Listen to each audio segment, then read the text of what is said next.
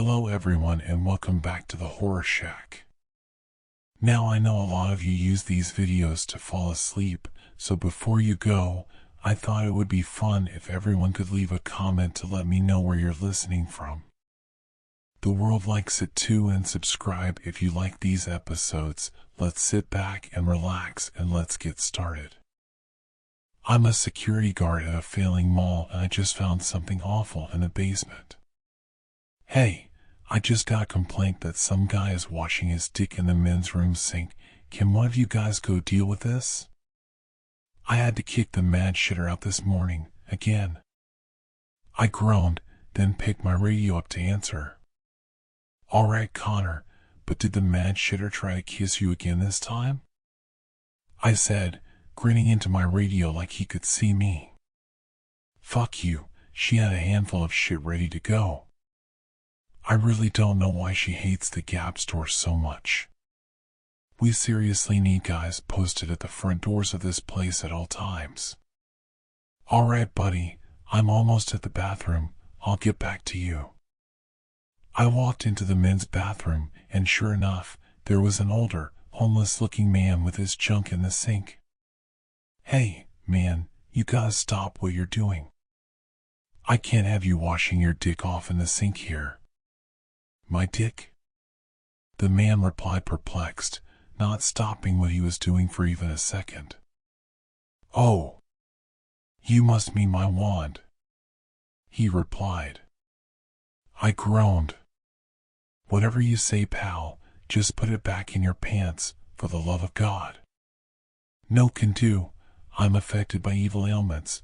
I must cleanse the dark juices off before it is too late. I had just about enough of this and walked up behind the man to detain him, but he spun around with the quickness of a gazelle, startling me. I think not, he exclaimed, jumping away from me. I am a warlock of the highest caliber.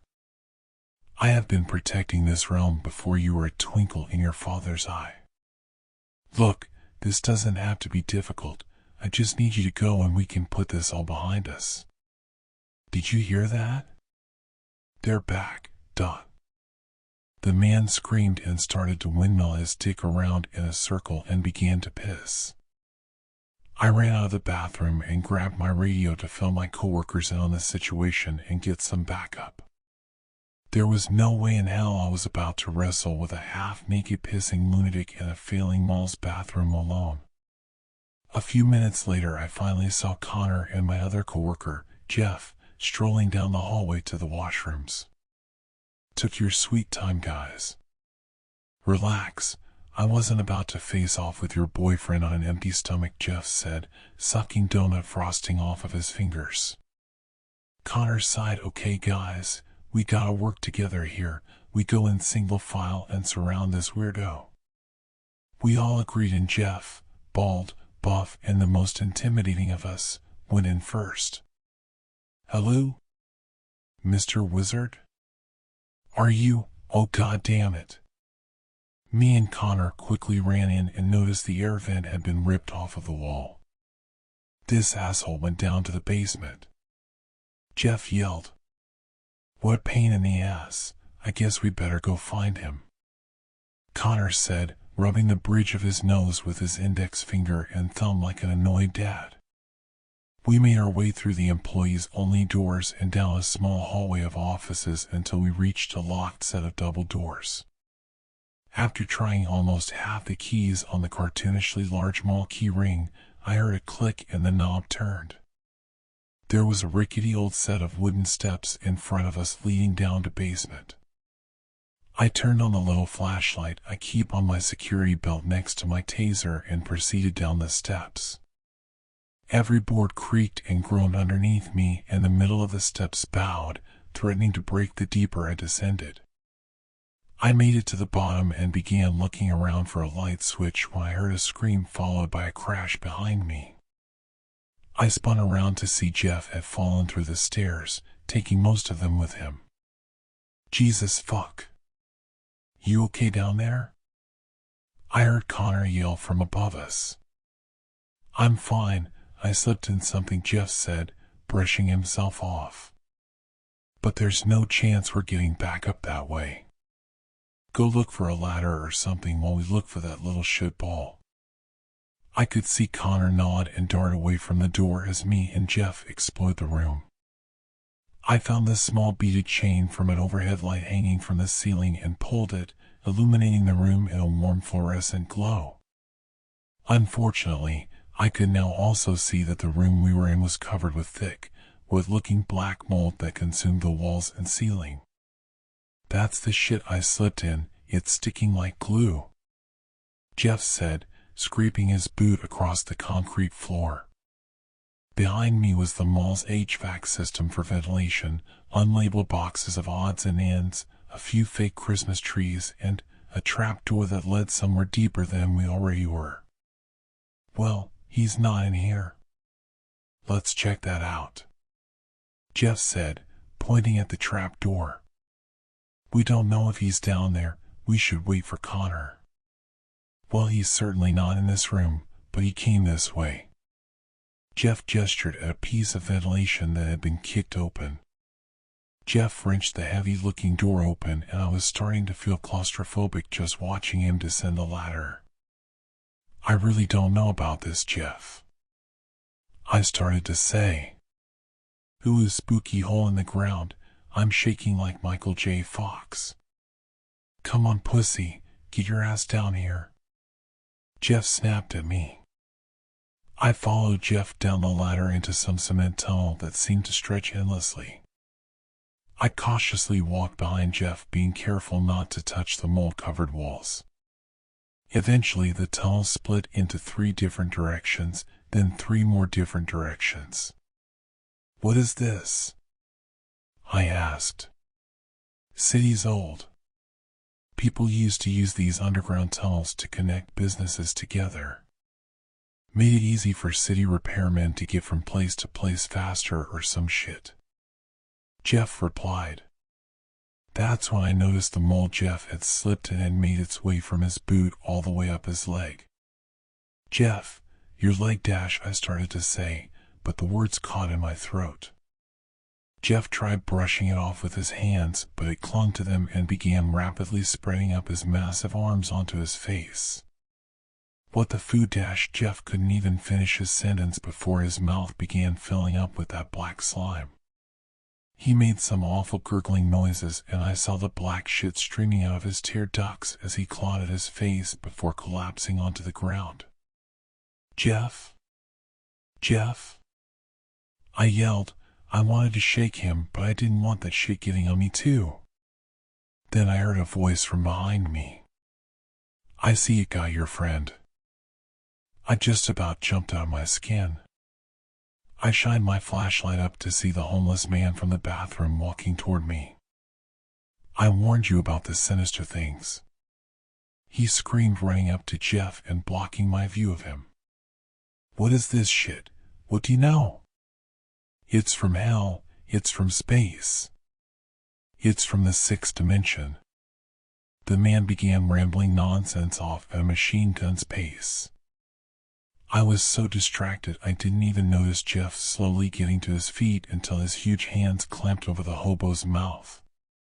He slid his hands into the tramp's mouth, one on the bottom jaw and the other on the top, and slowly began pulling them apart.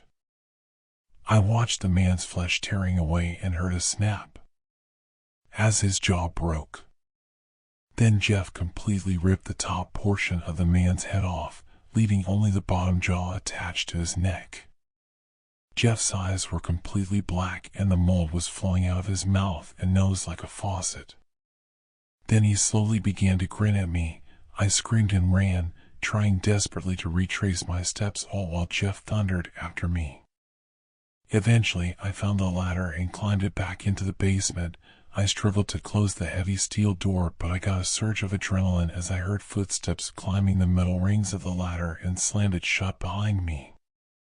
I stacked some heavy boxes on top of the door, but I can still hear Jeff punching at it. I don't know when, but at some point, I got some of that mold on myself too. If I don't move, it seems to slow down the spread of it, but it's still slowly making its way up my body. I hope Connor gets back soon, I've been yelling, but nobody's even come to check. If he takes too long, I'm afraid of what might happen to him. What I might do to him. I just won the lottery, but I'm terrified I did something stupid. What should I do? I just won the lottery, with the jackpot and everything. I'm now a multi-millionaire. Am I happy? Well, sort of, but I have this nagging feeling that I have made a huge mistake. Is it all in my mind? Am I overreaching? What should I do? This seems like the right place to ask. I guess I better fill you in. I work at a military installation in Europe, where some fancy future tech weapons systems are developed.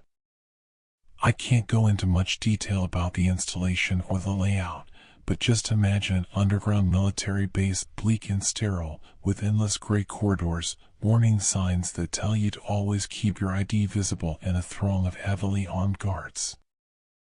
I'm not one of the clever scientists. I'm just a simple orderly at the medical wing. It's quite a nice job. Well paid, and nothing much happens at my night shifts since all the accidents happen during the day. Some accidents are weird though, but what do I know? I'm not one of those weapons specialists. So what happened? Well, yesterday evening when I checked into work, the base was like a beehive. Scientists jogged awkwardly past me in the hallway, closely followed by some of the technical staff. Something was in the air. A strange feeling of anticipation. I noticed how many of the guards had a firm grip on their rifles. One of them even tightened his grip when I made eye contact with him. The putrid smell slowly intensified as I neared the medical ward. A scream made it to my ears, then another. I felt a huge knot form in my stomach. This was going to be a long night, I thought to myself. I had never seen such horror in my entire life. All the beds in the ward were occupied. Some even lay on makeshift beds along one wall. Are those poor things supposed to be humans? Their screams certainly suggest it. It had not been more than a minute at most before I was out in the hallway again, fighting my urge to spill my evening dinner everywhere, but it was a losing battle. After I had emptied my stomach, 2 guards each grabbed one of my arms and marched me to a small room at the end of the corridor. Even though they said nothing when they left the room, I knew I had to stay put. The weight was unbearable. The horrible images and smells still lingered in my mind. My supervisor entered the cramped room and gave me a choice. Get a hold of myself and help in the medical ward, or report to the D wing and relieve one of the orderlies there. I quickly chose the second option. Anything must be better than whatever I had to do in the medical ward. She sighed and, with a flick of her head, signaled for me to follow her. Out in the corridor, she wasted no time and told one guard to take me to the D wing. Yes, ma'am, the brute of a guard promptly replied with a crisp salute. Still occupied by the sights I had seen just 10 minutes before, I followed him like a zombie. Before I knew it, I stood in front of a strange-looking door. Strange in the manner that it had a large poster on it that covered most of the door. I got the feeling that it was there to hide something. Over the door was a big sign that simply read Patient #05 Alpha. The guard scanned his keycard and opened the door. We walked inside a small office-like space. A small desk, chair, hell, there was even a sofa and a small bathroom beside another door. A person sat at the small desk and read a book. This person completely ignored the guard's calls. After a moment, the guard walked up to him and slammed his hand hard on the table. The person made a jolt and almost fell off the chair. Immediately, the person signaled with his hands. The guard looked back at me, then at the person again. The guard told the person to follow while he tried his best to signal the words with his hands. After back and forth, the meaning finally got through to the deaf person. Before he left, he said something to me in sign language. When I shook my head and sighed, he looked surprised that I didn't understand him. He pointed towards the top drawer in the office desk and then gave me a look of concern. Then, they left me alone in the room. A bit confused, I opened the office drawer and found a laminated page with some instructions on it. Apparently, my only job was to refill a water container in the room next to this one, and I was not to talk to the patient in there under any circumstances. I shrugged. This task seemed easy enough, and I was curious, so I thought it was a good time to see who was in the next room, albeit just to get my mind off the recent events. Before I left, however, I went to the bathroom to get some water for my sore throat, as I still could taste the puke. Then I grabbed one of the gallon jugs of water next to the door and stepped through the door.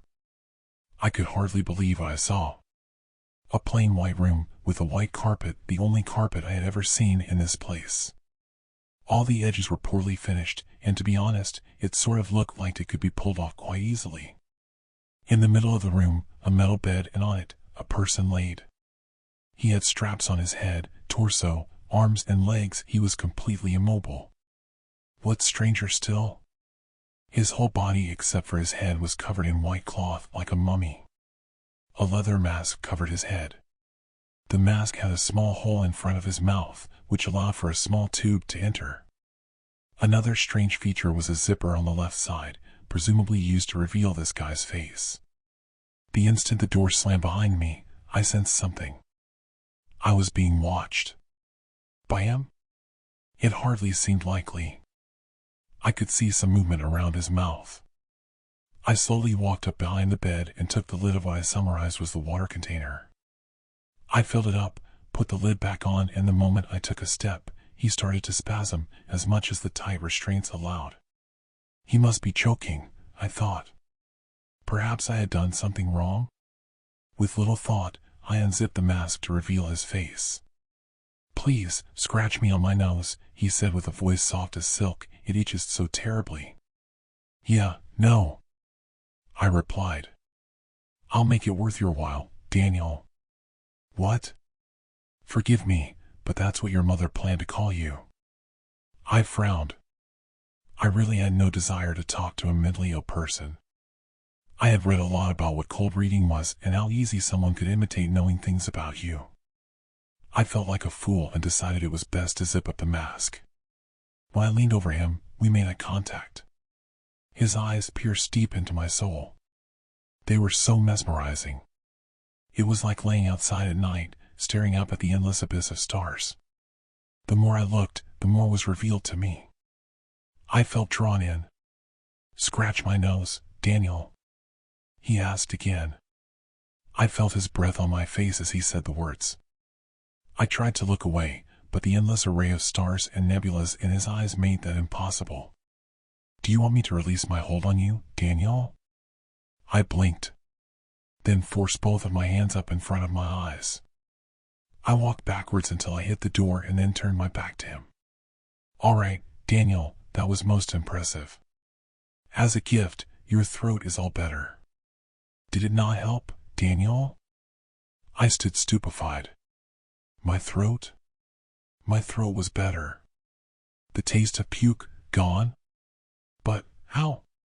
"Please, scratch my nose before you leave." "Come now, Daniel." I shook my head and chuckled. I must have been more shocked about those awful images than I thought.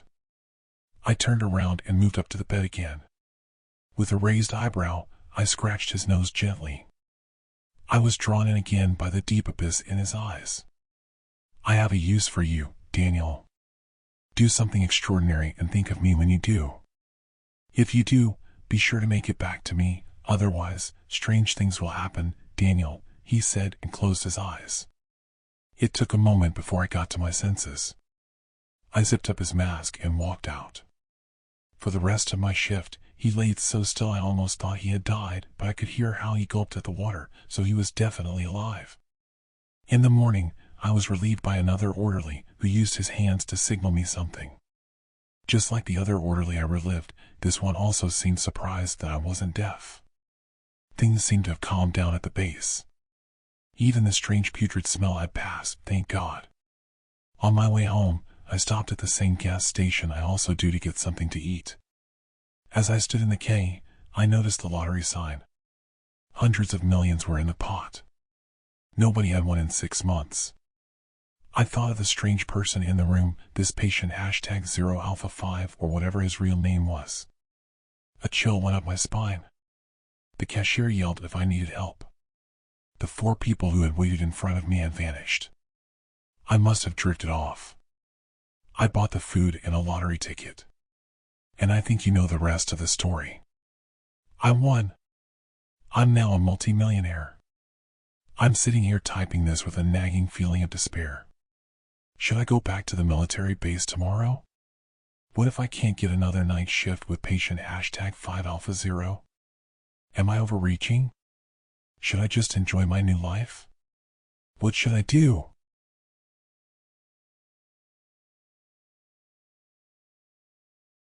I lived, but the angel of death gave me one strange rule to follow.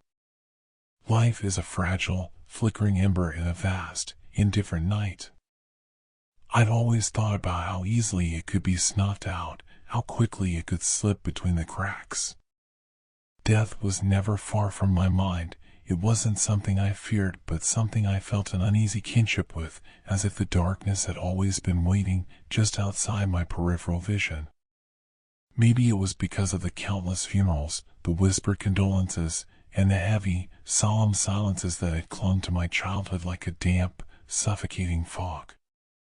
Or maybe it was the grim fascination that bloomed in my chest each time I read about some poor soul's end in the morning paper. You grow up hearing the cliches, life is short, you never know when your time will come. But they don't prepare you for how trivial, how fragile it all really is. I found myself dwelling on these thoughts even more the day I saw my reflection staring back at me from a store window, the tired eyes, the sunken cheeks. I almost didn't recognize myself, like I was staring at a stranger caught in some private, wordless agony. It should have been a wake-up call, but it felt like a bad omen. That day, the air was thick with the scent of rain and gasoline. I drove my rusted old car along the stretch of highway that cut through town, thinking about the time I had wasted, the jobs I had lost, the friendships that had dried up. There was an ache inside me, deep and gnawing, a frustration with the shape of my life and the endless, gnawing emptiness that nipped at my heels. The rain started softly at first, just a gentle pattering on the windshield, but it grew into a torrential downpour, a curtain of water that turned the road into a river. I barely noticed when I passed the turnoff for home. My thoughts had drifted too far away. The music in the car was playing some melancholy tune, the lyrics washing over me without sinking in. Maybe it was that distraction, or maybe it was just fate, but I never saw the truck until it was too late. The headlights came out of nowhere, blinding and hot, cutting through the rain. I slammed the brakes, but they locked, tires shrieking against wet asphalt. The car spun, my body lurching forward as if trying to escape the inevitable. The impact was violent, a crunching, splintering explosion of metal and glass.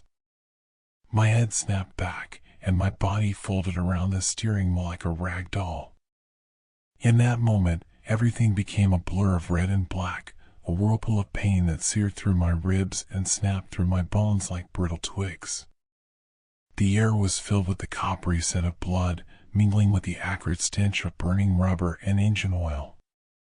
Glass shards bit into my skin, burying themselves in my face, my arms, tiny, gleaming teeth that tore through flesh and left me choking on my own breath. The pain was all-consuming, an unending tide that crashed over me, pulling me down into a deep, endless cold. My vision dimmed, narrowing to a dark tunnel as the world outside the shattered windshield blurred into nothingness. I felt my pulse slowing, a sluggish rhythm, like a drumbeat fading into the distance. For a moment, I thought that was it, that I finally reached the end of whatever strange and unremarkable story my life had been. But then, in that fading twilight, I saw something that shouldn't have been there. A figure, standing just beyond the cracked glass, watching. A silhouette framed in the haze of rain, unmoving, like it had been waiting all along. My last thought before slipping under was absurdly clear. I knew that face. I'd seen it before, somewhere, maybe in a reflection, maybe in a dream. But that realization faded, swallowed by the cold darkness that took me in its arms. The world returned slowly, first as a dull, throbbing ache that pulsed through every inch of my body, then as a suffocating, metallic taste in my mouth. Consciousness crept in, unwelcome and hazy, dragging me back from the comforting, indifferent darkness I had drifted in. I opened my eyes, expecting to see the shattered remnants of my car, the highway strewn with glass and twisted metal, maybe even flashing lights or concerned faces. But there was nothing. Just a strange, cold quiet. I was lying in a bed, a stiff, unfamiliar one, like those cheap motel beds with too thin sheets and a mattress that smelled faintly of antiseptic. The walls were bare, no windows, no light except for a dim glow that seemed to have no source. It was as if the room itself exhaled a faint, sickly luminescence, barely enough to see by. I tried to move my arm, to test if I was still whole, but even that slight shift brought a fresh wave of pain, sharp and biting, cutting into my bones. Then, out of the silence, I became aware of another presence. I hadn't heard footsteps, hadn't felt any shift in the air, but I knew I was no longer alone. A figure stood by the foot of my bed, half shrouded in the murky darkness that swallowed the edges of the room. My heart pounded, a sickening thud against my ribs, as my eyes adjusted, taking in the stranger. He was tall, his frame wrapped in something dark and flowing, almost like shadows had gathered and clung to him. His face was pale, ghostly, and stretched with a tightness that seemed unnatural, as if his skin had been pulled too tightly over the bone beneath. His eyes were deep-set, black as voids, drawing in all the faint light around them. There was no expression in them, no spark of life, just an endless, impenetrable darkness. I knew, in some instinctive way, that this was no doctor, no rescuer.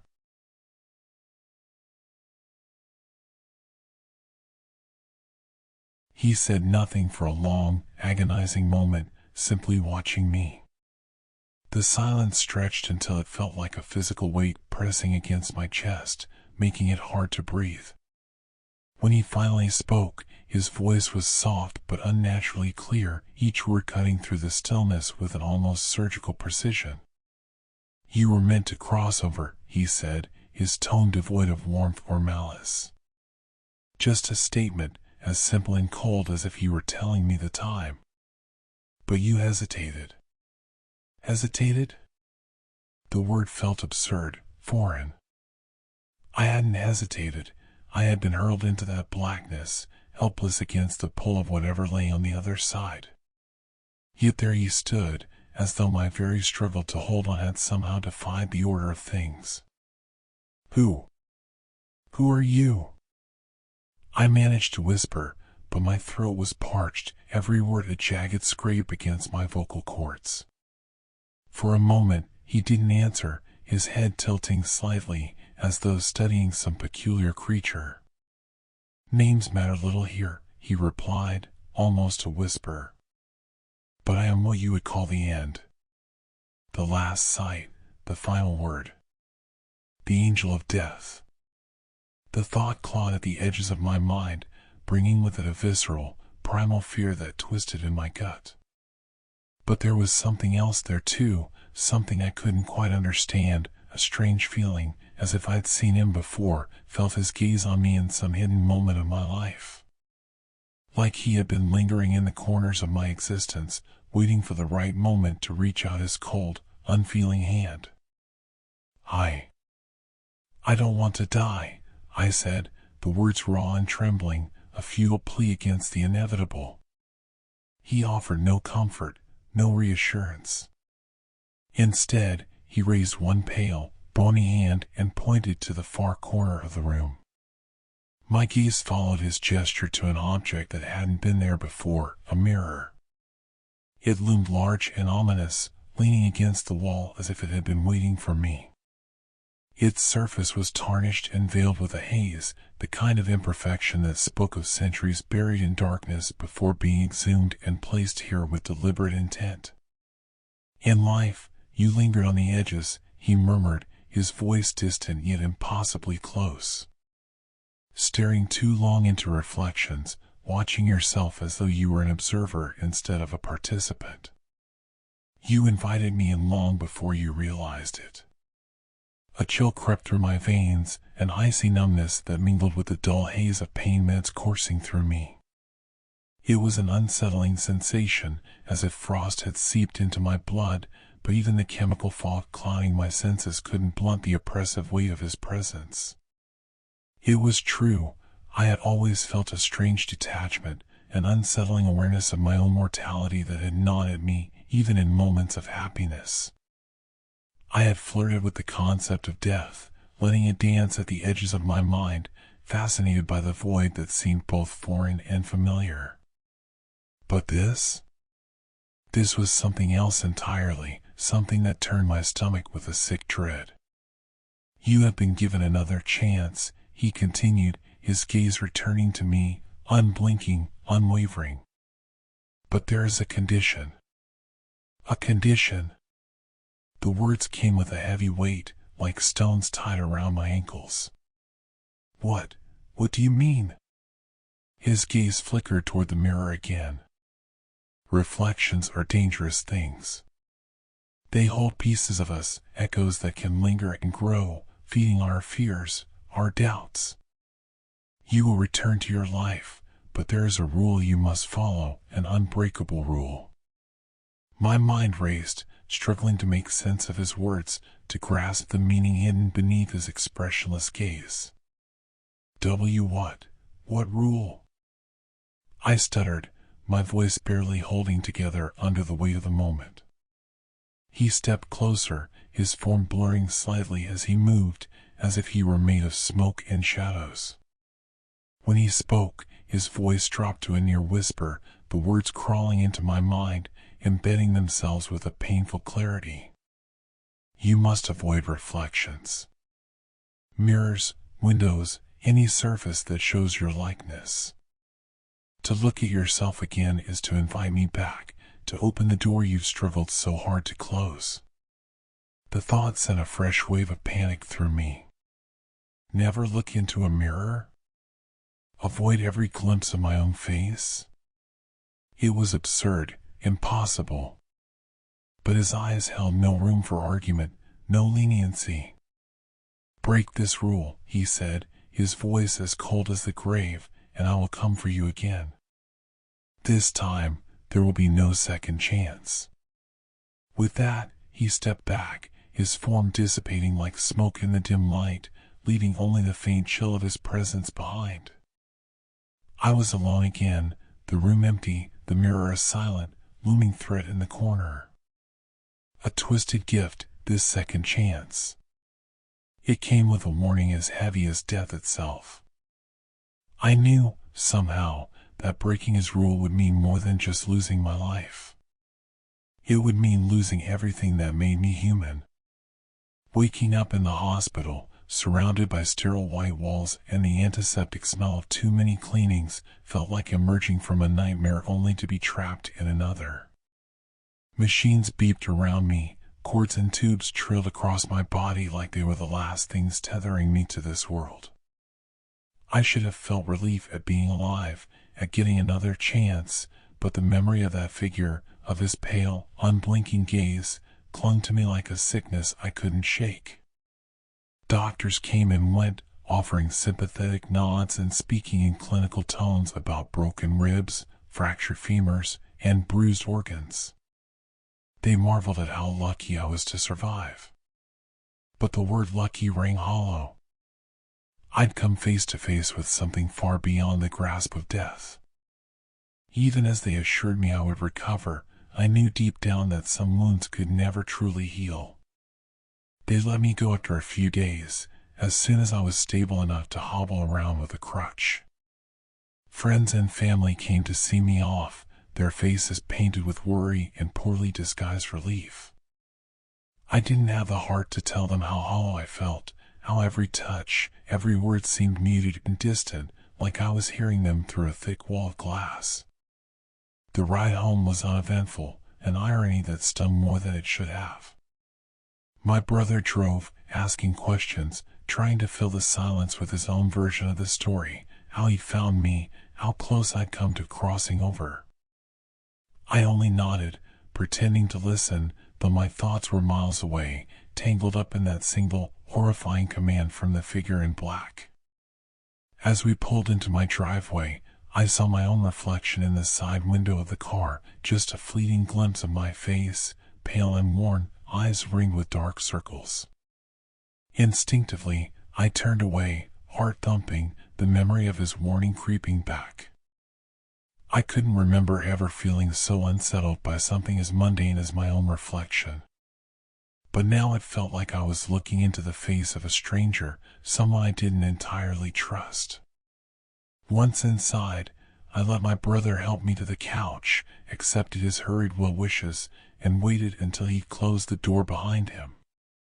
The silence that followed was thick, stretching through the empty house, pressing down on me with a weight that was almost unbearable. Every reflective surface, the polished glass of the framed pictures, the dark TV screen, the small hallway mirror near the front door, suddenly felt like it held a dangerous secret, each one a trap waiting to be sprung. I shuffled to the bathroom to grab some painkillers, keeping my eyes firmly fixed on the floor, avoiding even the briefest look at the mirror above the sink. The pills tasted bitter, their acrid tang washing down with a sip of stale water. My throat felt tight, as if some unseen hand was squeezing it, reminding me of the warning I could never shake. Days blurred together as I settled back into my life, if settled could even describe the constant, lurking dread that colored every waking moment. I avoided mirrors, as he commanded, keeping every surface in the house covered or carefully turned away. But avoiding reflections entirely was impossible. Glimpses of myself in car windows, store displays, even puddles on the sidewalk felt like tiny needles pricking at my skin, a reminder that his warning was still there, hanging over me like a blade. One night, a week after my release from the hospital, I caught a flash of something in my peripheral vision. I was passing by the hallway mirror on my way to the kitchen when a shadow moved behind the glass. My pulse quickened, my eyes darting toward the mirror before I could stop myself.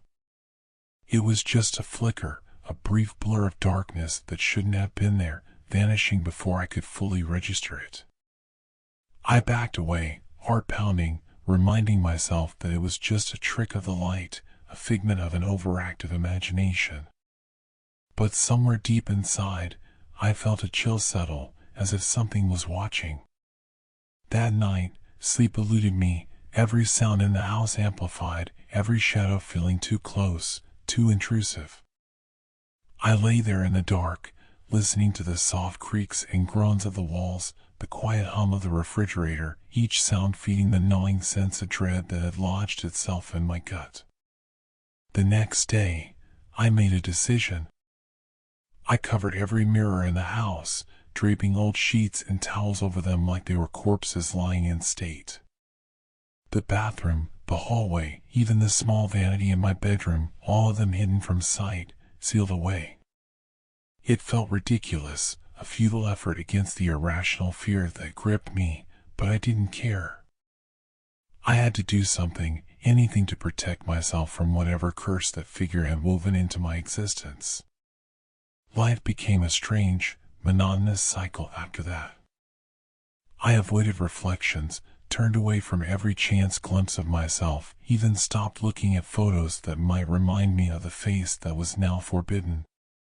Friends and family drifted in and out, offering sympathy that felt empty, reminding me that I'd come back from the edge. But they didn't know the truth. They didn't know that the edge had followed me home, that it lingered in every reflection, waiting for the slightest slip. And then, on an otherwise ordinary evening, it happened. I was reaching for a glass in the kitchen, lost in thought, when the TV screen, left off and dark in the corner of the room, caught my eye. I saw my own face reflected there, half-shadowed in the dim light, an accidental, forbidden moment that lasted no more than a heartbeat. But in that brief instant, I saw it. It wasn't just my face staring back at me.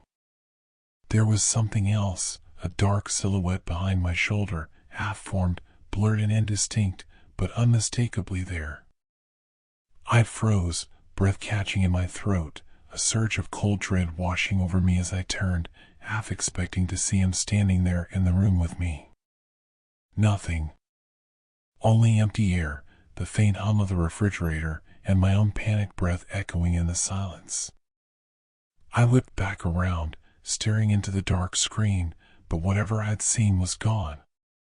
The shadow, the figure, vanished. Yet the feeling remained, a bone-deep certainty that I was not alone. The promise he'd made echoed in my mind, a sinister reminder. Breaking the rule meant inviting him back. I could feel it, the pull of his presence drawing closer, like something lurking just beyond the reach of my senses. In that moment, a realization washed over me, sick and heavy. It wasn't only my face that was dangerous now. My reflection had become something else entirely, a doorway between worlds, a fragile barrier keeping him at bay. And somehow, I had cracked it. The days that followed were a waking nightmare. The figure in the mirror, the shadow that loomed just over my shoulder, didn't vanish. If anything, it became more persistent, more vivid. Every reflection, no matter how fleeting, held a sinister, unnatural clarity.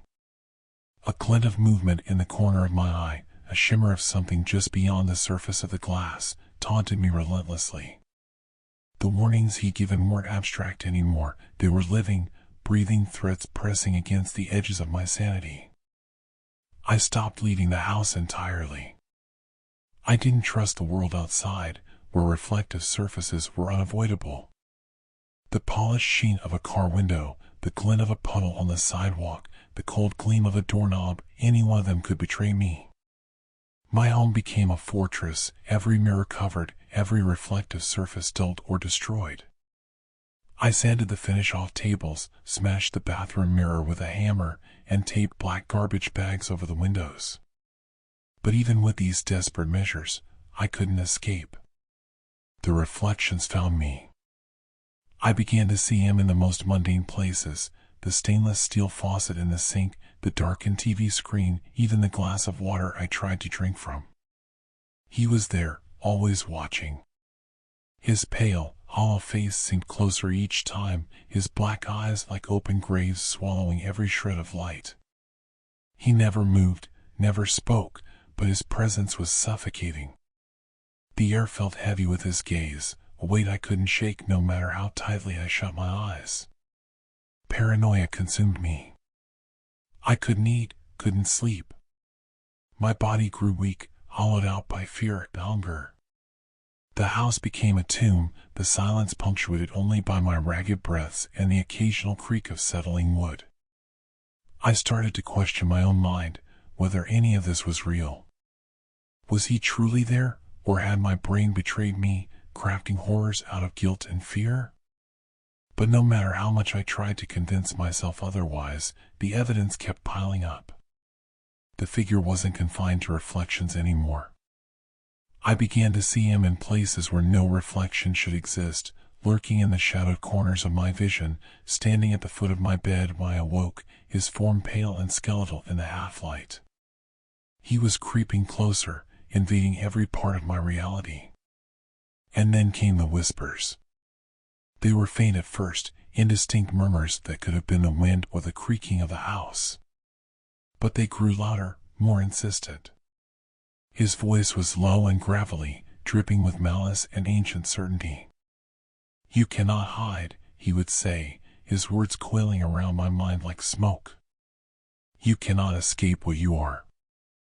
I tried covering my ears, stuffing them with cotton, even blasting music loud enough to rattle the walls. But nothing worked. His voice wasn't coming from outside, it was inside me, curling through my thoughts, poisoning every moment of silence. One night, the pressure became too much. The whispers grew into a discord, a ceaseless barrage of voices that clawed at my sanity.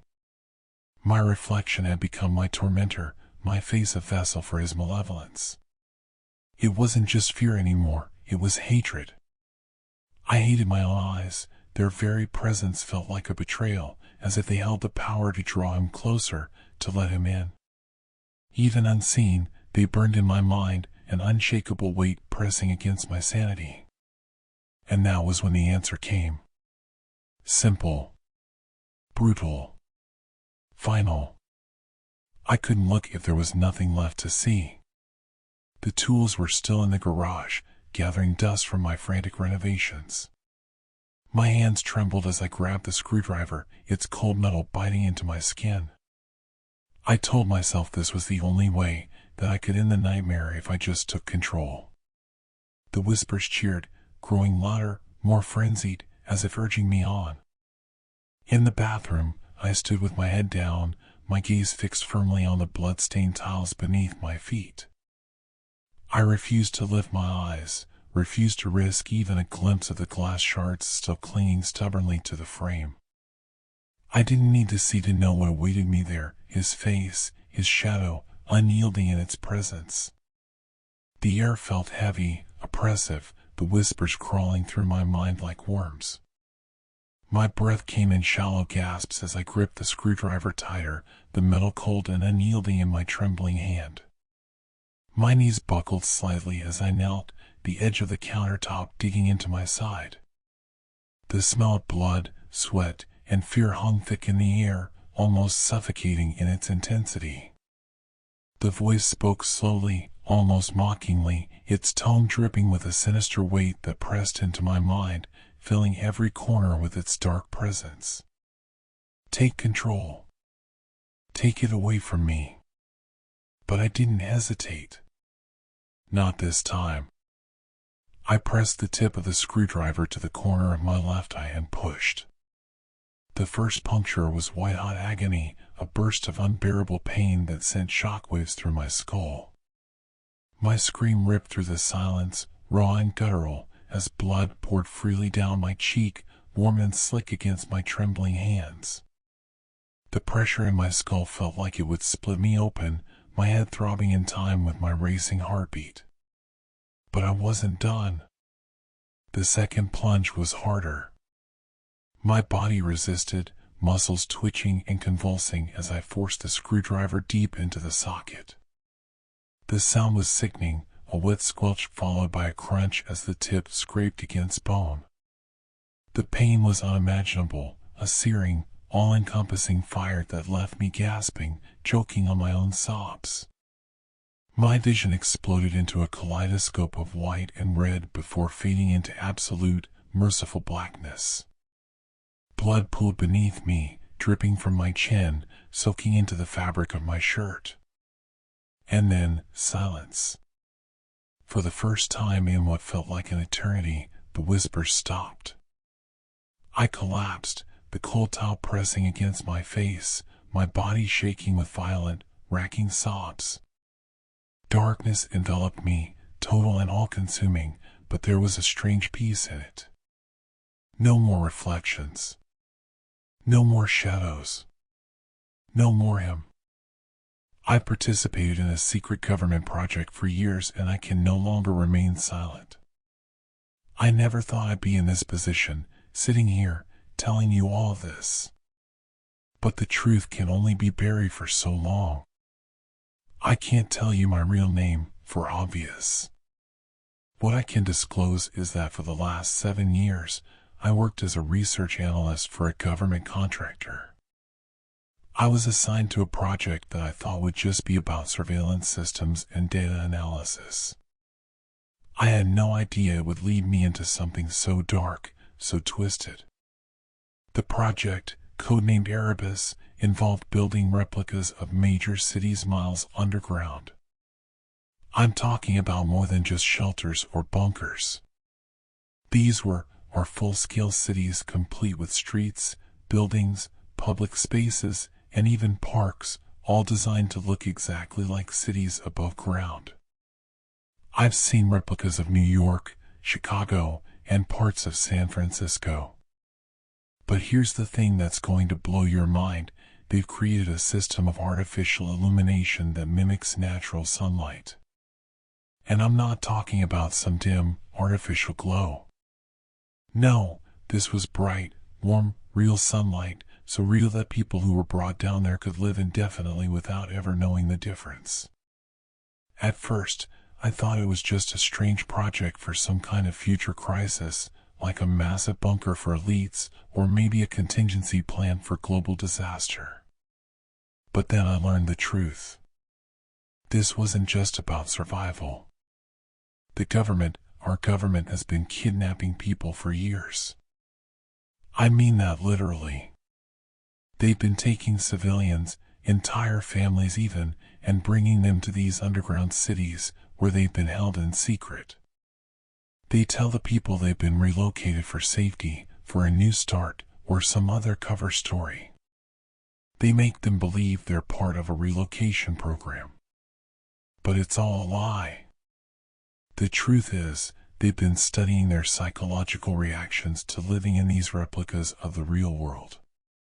They want to know what happens when people are placed in environments that are exactly like the ones they're used to, but with no connection to the outside world. No contact with the surface. No real escape. I've laid my eyes on countless reports. They monitor everything, their mental health, their emotions, their stress levels, how they adapt to the artificial sunlight, to the fake seasons, to the fact that they're essentially trapped.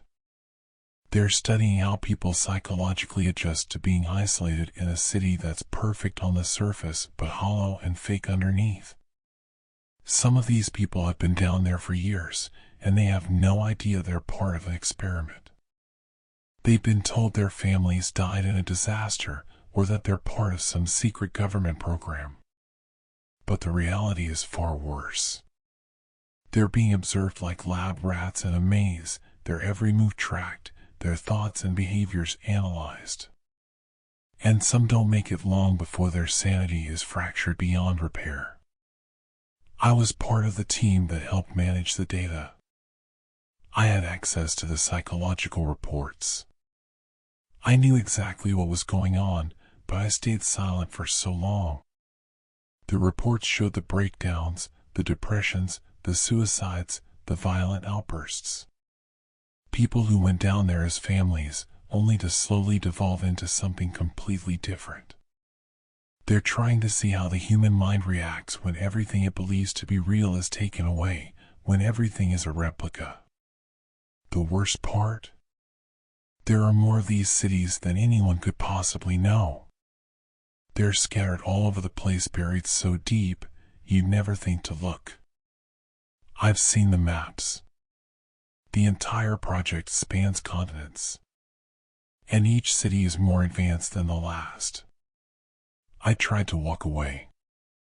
I couldn't sleep at night knowing what was going on, but every time I tried to talk, they made sure I knew who was in charge. People disappear. People I knew, people who got too close, were never seen again.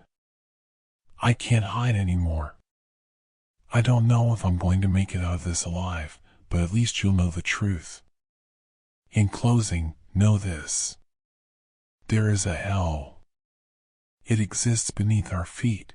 There's no fire.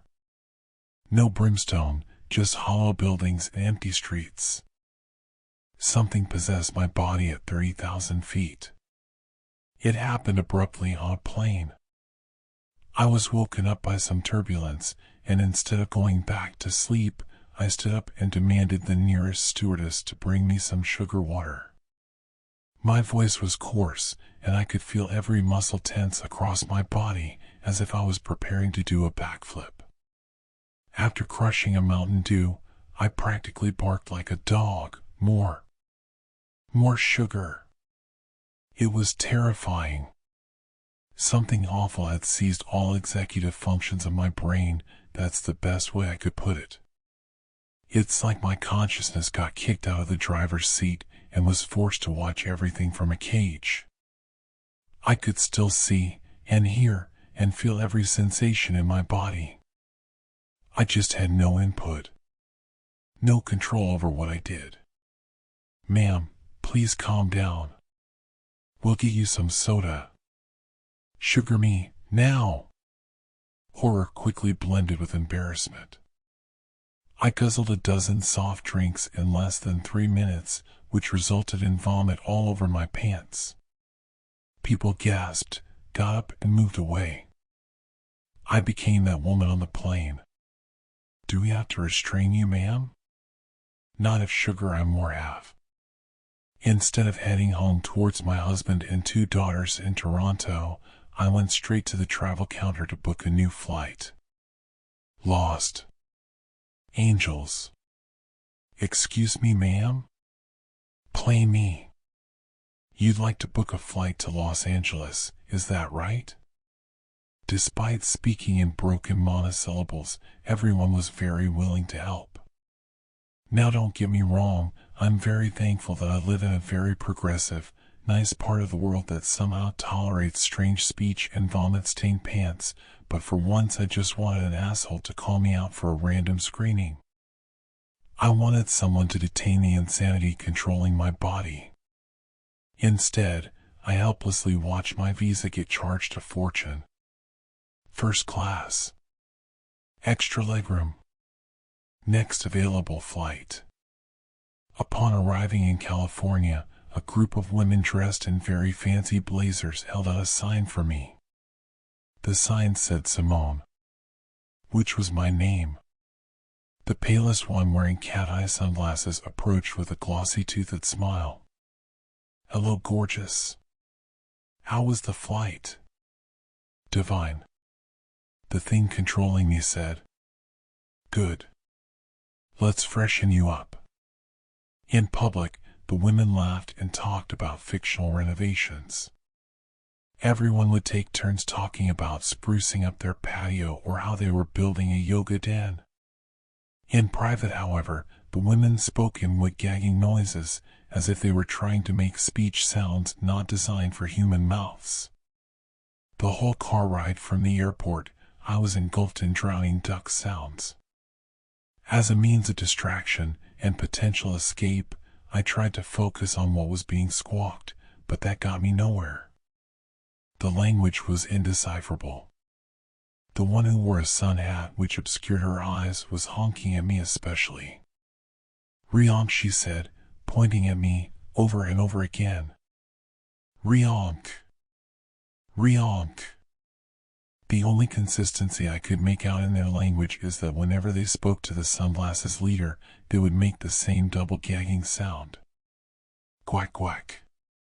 And so, imprisoned in the back seat of my brain, I mentally started to make notes.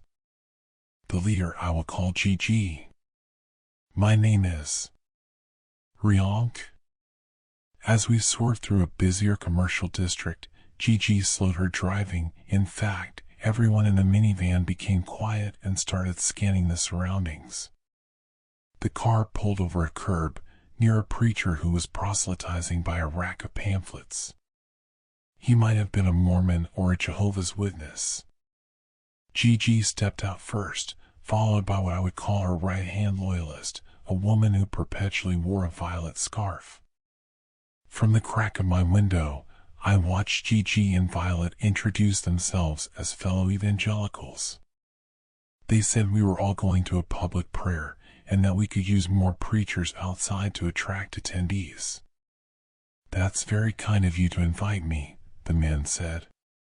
But I'm used to just sticking to my corner here. They insisted, and said it was all for the greater good, but the man still politely declined. You should know something, GG said, and took off her sunglasses. Something in her eyes had the man absolutely captivated. "We are angels, sent by God." There was a pause. The preacher continued to stare without blinking. "You're what?" "And we're having a congregation." The car's windows rolled down, revealing our 6-woman crew.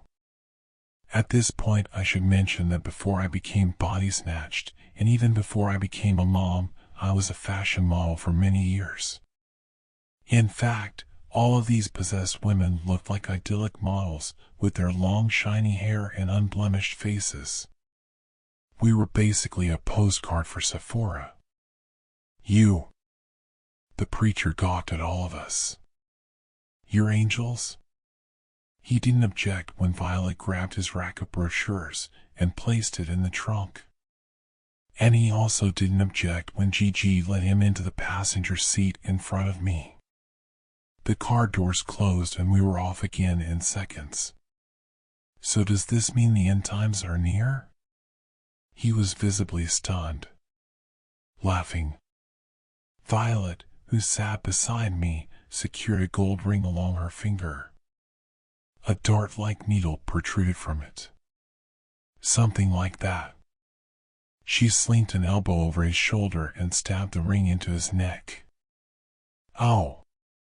Hey. What are you? What is that?" Violet pulled away. "What? This? It's Bulgari. Off Sax on Ventura." "Why does it burn?" The man clasped his wound, patting it as if it were on fire. "Oh. Yeah." After a few squirms and moans, he felt completely limp. All the women honked an aggressive nasal sound. A celebration. The thing controlling me joined in, honking at full volume. The abandoned hotel they inhabited was somewhere between Los Angeles and Bakersfield. It was hard to be precise because my eyes weren't always looking out the window. "Let me give you the grand tour," Violet said, or at least that's what I assumed the seal-like barking coming from her mouth meant. The foyer was filled with flats upon flats of energy drinks. Monster, Red Bull, Rockstar, and dozens of other brands that all looked the same. Our bedrooms looked all like normal hotel bedrooms. Except there were massive locks on the outside handles. Violet also gave me a peek at the rooftop balcony patio, where I wish I could have averted my gaze or closed my eyes, instead of staring right at the pile. There were about 24 bodies. Each one lifeless, each one dressed in very nice clothes, their Sunday best. The preacher was dumped to the back half of the pile. The side with all the priests. It reeked bad as some of the corpses were clearly decomposing, but the thing controlling me wasn't bothered by the smell. Violet laughed her goose-honk laugh and took me downstairs. It was in the dining room where everyone stood in a circle, awaiting my arrival. Formerly, this must have been a space where they held buffets and parties, but now it was just a completely bare room with energy drinks and glass pipes on the floor. Gigi came up and handed me a 4-pack of Guinness tall cans. The thing controlling me proceeded to guzzle each one. For the first time, my conscious state became fuzzy. The jet lag and sleep deprivation was finally catching up. I slowly brought myself to the floor.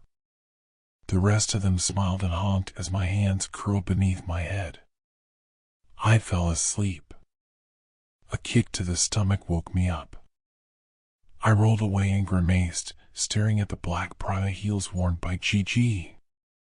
It was a full minute of reflexive dodging before I realized that it was now me who was crawling and sniveling. The real me. I was moving my own limbs and shielding my face. I was shriveling up in a corner and screaming like a maniac. "Please. Let me go. Please." Somehow, when thing controlling me fell asleep, I was able to take command again. The honking entities surrounded my corner and nudged another frightened young woman towards me. I had never noticed her before because she had worn that massive sun hat that whole day. It was Shula. I was so caught off guard, I barely realized that I had control over my speech too. Shula? She used to work at the same modeling agency as me, and we often booked the same gigs because our skin tones were complementary. We even did a big eyeliner commercial for Mac once. You have to do everything, exactly as I say. Shula's MAC eyeshadow now streamed down her cheeks. She looked as sorrowful as I felt. If you don't listen, they'll only hurt us more. I stood up in my corner, eyeing the 4 other possessed humans. Their pupils were all dilated, probing me with intensity. What? What do you mean? I asked. Shula's head hung low. This is your initiation. They want us to fight. Fight? She stood up with reluctance and rolled back the sleeves of her oversized sweater. We're going to have to make it look like I beat you up. What? No. No, Shula. I'm not fighting you. It's not up to us. You have to do it. I wasn't about to fight in some perverted boxing match. So I decided to run. I tried to bolt to my left, past Violet who was watching Shula. But the entity's reflexes were too quick. Violet seized my wrist and hurled me against the back of the room. I slammed into a vinyl counter, breaking a nail, but miraculously, not my skull. By the time I stood up, the circle of women had surrounded me again. There's no escape, Simone. Shula curled both her fists. Her sadness looked terrible and deep. You need to fight. To show you're strong. Let's get it over with so they don't toss you. Toss me? Shula nodded, fighting back tears. They've tossed bad pics before. Weaklings. So you have to put up a fight to show you're worthy. I don't want them to toss you. I looked at the counter behind me. It was adjoining a kitchen. I didn't know how long my free will would last, and I also didn't know if I would ever have it again. I could have made many other decisions, but the mantra in my head was, escape now or die trying. Although their reflexes were quick, I thought maybe if I vaulted fast enough, I could grab a kitchen knife in time to properly retaliate.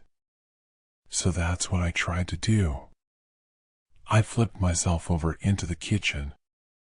And this time, no one grabbed my wrist. Scrambling off the linoleum floor, I shot past the fridge and industrial sink. I shot past the walk-in freezer and fryers. But footsteps weren't far behind.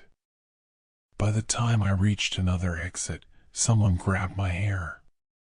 You have to fight. Shula screamed and dragged me to the ground. In seconds, I was pinned with a ladle against my throat. She held a knee onto my stomach. That's it. Just thrash around a little. It doesn't have to last long. I flipped her over and grappled her ladle, putting it on her own throat instead. Shula may have been taller, but she did not have tennis lessons with her kids. No. Simone. They can't see you beat me. I pressed on the ladle like I was testing one of my rackets. I was single-minded in escaping, and if it meant I had to choke out my friend, then that's what I had to do. You've got to stop. PL. Her strength was fading, but I held on.